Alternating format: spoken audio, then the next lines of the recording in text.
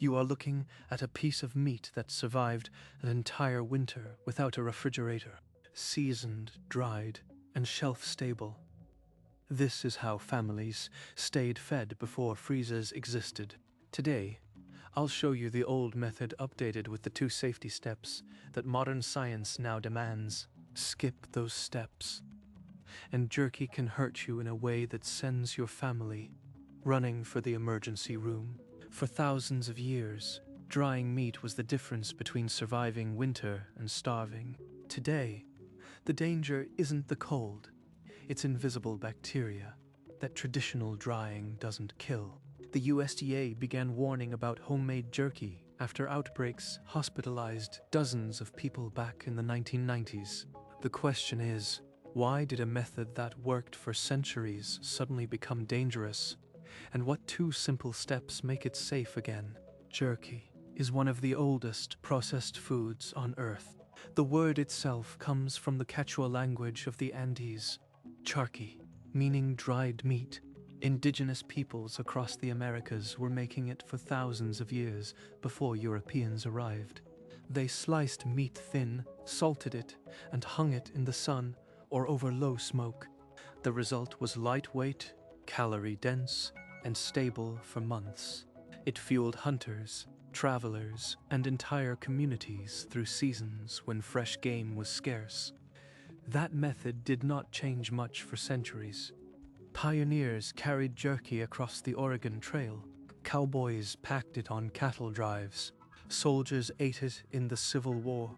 And for all that time, nobody was dropping dead from their own dried meat. So what changed? The short answer is that our meat supply changed. In the old days, you killed 1 deer or 1 steer, broke it down yourself, and dried it immediately. The bacteria on that meat came from 1 animal, processed in the open air, usually within hours of harvest. Today, the ground beef you buy at the supermarket contains meat from dozens, sometimes hundreds, of animals blended together in a processing facility.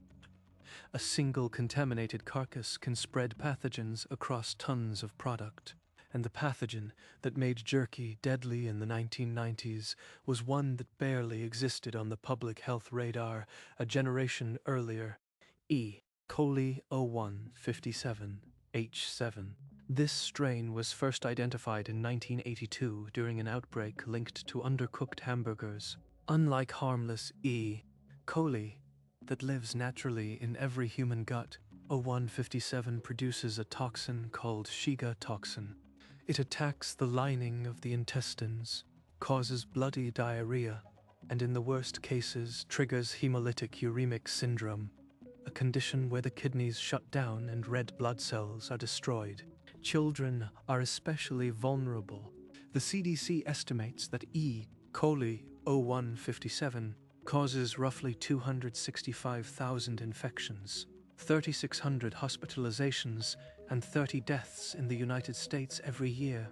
And here is the detail that makes homemade jerky a perfect delivery system for this pathogen. When you dry meat at low temperatures, something counterintuitive happens. The moisture evaporating from the surface cools the meat in the same way. Sweat cools your skin. The meat itself stays at temperatures far below the air in the dehydrator. By the time the moisture is gone and the meat temperature finally rises, the bacteria have already adapted. They have undergone what microbiologists call a heat shock response. They become more resistant. They survive the very heat that was supposed to kill them. Researchers at the University of Wisconsin documented this in controlled studies during the late 1990s. They inoculated beef strips with E. coli and salmonella, then ran them through standard dehydrator cycles at 140 to 155 degrees Fahrenheit. The results were alarming. Pathogens survived in a significant percentage of the samples, not because the temperature was wrong on the dial, but because the physics of evaporation protected the bacteria until it was too late. The USDA issued its first dedicated jerky safety guidelines in 2003, and what they recommended changed everything. They did not tell people to stop making jerky. They told people to add one step before drying or one step after. And those two steps are the difference between a shelf-stable protein source your family can trust and a gamble that could put a child in the hospital. But before I show you exactly how those steps work, you need to understand why this matters right now. The same supply chain vulnerabilities that concentrated pathogens in ground beef are not going away. Meat prices are rising. Home food preservation is surging. More people are hunting, buying in bulk, and looking for ways to break dependence on a fragile supermarket system. Jerky is one of the simplest entry points, but the gap between traditional knowledge and modern microbiology is where people get hurt, and that gap is about to close. In 1995, an Oregon man did everything his grandfather taught him. He hunted a deer, sliced the meat into thin strips, seasoned it with salt and pepper, and dried it slowly in a homemade dehydrator. He gave the jerky to his kids. Within days, his daughter was in the hospital with bloody diarrhea. The diagnosis: E. coli O157 H7. She survived, but her kidneys nearly failed. The health department traced the outbreak to that exact batch of jerky. How did a method taught for generations fail so completely? The answer is hiding in a piece of science most home jerky makers never hear. When you dry meat at low temperatures, the moisture evaporating from the surface acts like an air conditioner. The meat itself stays cool, often below 130 degrees for most of the drying time. Bacteria like E. coli and Salmonella are not dying, they are adapting. They produce heat shock proteins that make them more resistant. Then, when the moisture is finally gone and the temperature climbs, those hardened bacteria survive. Researchers at the University of Wisconsin proved this by inoculating strips of beef with pathogens and running them through typical dehydrator cycles. Even at 155 degrees, a significant number of samples still contained live E. coli. That is why the USDA now says you must add one of two steps. Step 1. Heat the meat strips in the marinade or in a separate pot until the internal temperature reaches 160 degrees Fahrenheit before they ever touch the dehydrator. Step 2. After the jerky is fully dried, place it in a preheated oven at 275 degrees for 10 minutes. Either method alone reduces the risk by orders of magnitude. Both steps combined with a proper curing salt are even safer. But here is where most people get tripped up. That advice changes if you are using ground meat. When you grind meat, any bacteria on the surface gets mixed throughout the entire batch. E. coli and Salmonella that would have been on the outside of a whole muscle strip are now inside every single piece. A jerky strip made from ground beef becomes a minefield. The heat from drying may not penetrate evenly, leaving cold spots where pathogens survive. The USDA warns that ground meat jerky is inherently more dangerous, and many traditional recipes that call for ground beef and a dehydrator are accidents waiting to happen. Yet thousands of those recipes are online right now, passed around like grandmother's secret formula, with no mention of preheating or post-drying heat. The same gap that sent that Oregon girl to the hospital is still wide open in kitchens across the country. But there is one group of people who have been drying meat for 3 centuries without ever producing a single documented outbreak. They do not use electric dehydrators. They do not own meat thermometers, and they certainly do not read USDA bulletins. The Amish in Lancaster County have been doing this since before the United States existed. So what did they know that we forgot? The answer is sitting in a smokehouse right now, and it flips everything you have heard about safe jerky on its head. This section is formatted for direct paste into VidRush custom script mode. Asterisk, asterisk. What the Amish never do is dry meat in a plastic dehydrator at 130 degrees. Their smokehouse runs on hardwood coals, usually hickory or apple, and the temperature inside that smokehouse is not low and slow the way modern recipes tell you. It sits between 160 and 180 degrees Fahrenheit for the first several hours. That is the kill zone for E. coli and Salmonella. The smoke itself contains antimicrobial compounds, phenols, and organic acids that penetrate the meat and inhibit bacterial growth on the surface. But the real key is something else entirely. Amish jerky is always made from whole muscle strips, never ground meat. They butcher their own livestock or a deer taken in season, slice the meat by hand across the grain, and never introduce a grinder that mixes surface bacteria into the interior. That single difference eliminates the worst-case scenario that the supermarket ground beef creates. And they always use salt, a heavy dry cure or a long brine. Salt draws moisture out of the cells and creates an environment where most pathogens cannot reproduce. Modern food scientists call this water activity reduction. The Amish call it Tuesday. The method is not magic. It is microbiology executed without a lab coat. And it worked for centuries because every single variable, whole muscle, salt, smoke, heat, and immediate processing of a single animal accidentally lined up against the pathogens we now fear. But there is a pathogen that salt and smoke do not stop. And this is where the story gets darker than even the USDA guidelines spell out. Clostridium botulinum, the bacteria that produces the most lethal toxin known to science. Botulism toxin attacks the nervous system. It causes paralysis, starting in the face and moving down the body. Without a ventilator, the victim suffocates while fully conscious. 1 teaspoon of pure botulinum toxin could kill every person in New York City. And botulism spores are everywhere. In soil, in dust, on the surface of vegetables and meat. They are harmless if swallowed by a healthy adult with normal stomach acid. The danger comes when those spores land in an oxygen-free, low-acid, moist environment and start producing toxin. Homemade jerky, stored in a vacuum-sealed bag at room temperature, is exactly that environment. The salt in a traditional cure slows botulism, but it does not reliably kill the spores. Only 2 things do.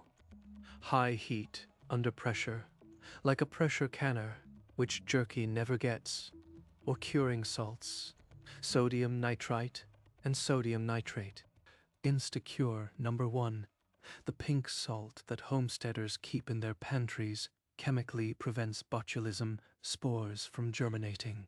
It is used in tiny quantities, measured in fractions of a teaspoon per pound, and it has been a standard part of commercial meat preservation for over a century. Most modern supermarket jerky contains it. Your grandfather's recipe probably did not, unless he was a butcher, and that is why the old method, even the Amish method, carries a small but real risk if you skip the curing salt and then seal the jerky in a bag with no oxygen. The good news is that botulism is extremely rare in jerky. The CDC recorded only a handful of cases linked to homemade dried meat over decades, but the consequences are so catastrophic that the risk is not worth taking. This is the piece that most modern jerky tutorials never mention. They show you a marinade of soy sauce and Worcestershire, a dehydrator set to 150, and a finished product stored in a mason jar. They do not talk about the evaporative cooling that keeps the meat cold. They do not explain why ground meat is a gamble, and they definitely do not tell you about nitrites.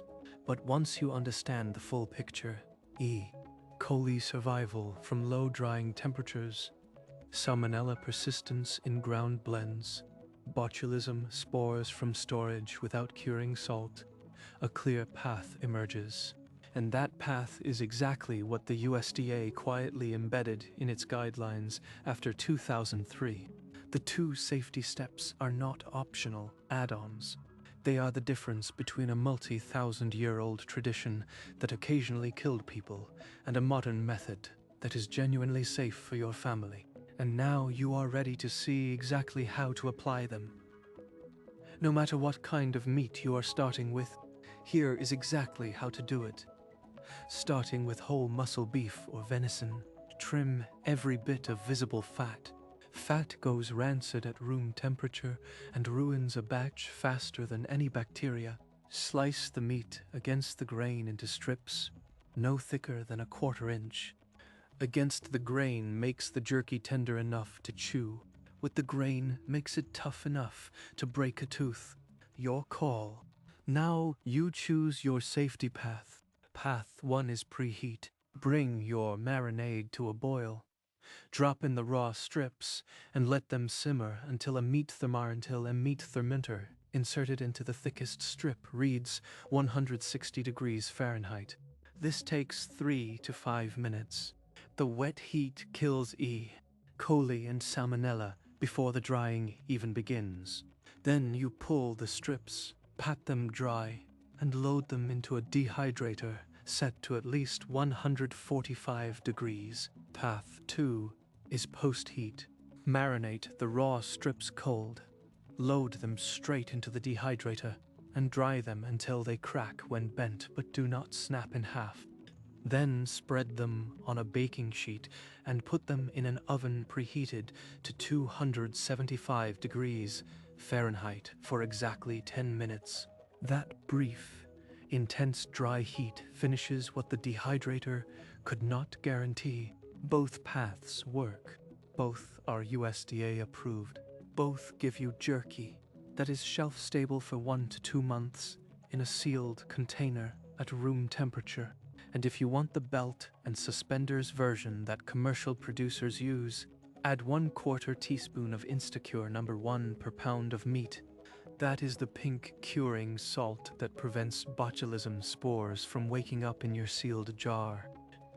It is not the same as Himalayan pink salt. Do not substitute. Instacure is a precise blend of sodium nitrite and salt, and the margin between safe and dangerous is measured in grams. USDA scale. Now for ground meat jerky, the rules tighten considerably. Grind your own meat from a whole cut, or buy it fresh and use it the same day. You must pre-cook ground meat strips to 160 degrees Fahrenheit before they enter the dehydrator. No exceptions. The interior of a ground meat strip is a perfect incubator. The surface bacteria that a whole muscle strip leaves behind gets mixed into the center, where the heat reaches last. Even a post-heat step may not penetrate evenly if the strips are too thick or the oven has cold spots. Pre-cooking is your only reliable kill step. Thin strips, uniform thickness, and an accurate meat thermometer are non-negotiable tools. If you hunt, freeze wild game for 60 days before making jerky. This kills the trichinella parasite that lives in bear, wild boar, and cougar. Freezing does not kill E. coli or salmonella, but trichinella is a worm that burrows into muscle tissue and can survive low heat. 60 days at 0 degrees Fahrenheit or 10 days at -5 degrees renders it harmless. The Amish do not hunt bear often, but if they did, they would hang the meat in a frozen shed for 2 months without calling it a food safety protocol. They would just call it winter. The final detail that surprises most people is about storage. If you did not use curing salt, your jerky is not truly shelf-stable in a sealed jar. Store it in a paper bag or a container with a loose lid so oxygen circulates. Botulism spores need an oxygen-free environment to produce toxin. A vacuum-sealed bag is exactly what they want. A paper bag is not. If you used Instacure, seal it tight and it will last months. If you did not, keep it in the fridge or eat it within a week. This is not about being paranoid. This is about understanding that a method that predates refrigerators does not automatically predate microbiology. The Amish were never afraid of jerky because their process accidentally solved most of the problems before the problems had names. Whole muscle, high heat, heavy salt, and fresh air. You now know exactly why those variables matter and exactly how to replicate them in a modern kitchen. The 2 safety steps are not a burden. They are the reason you get to enjoy this food without the fear that stalked the edges of the old method.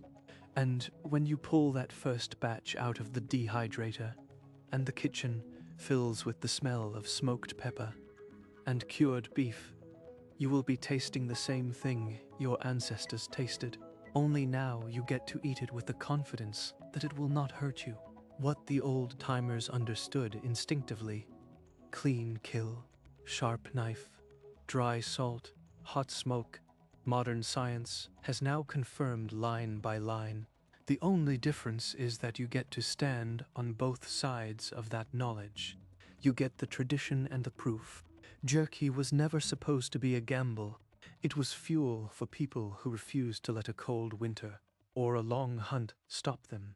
And now you know exactly how to carry that forward without the invisible risk that modern meat supply chains carry into your kitchen. I want to hear from you.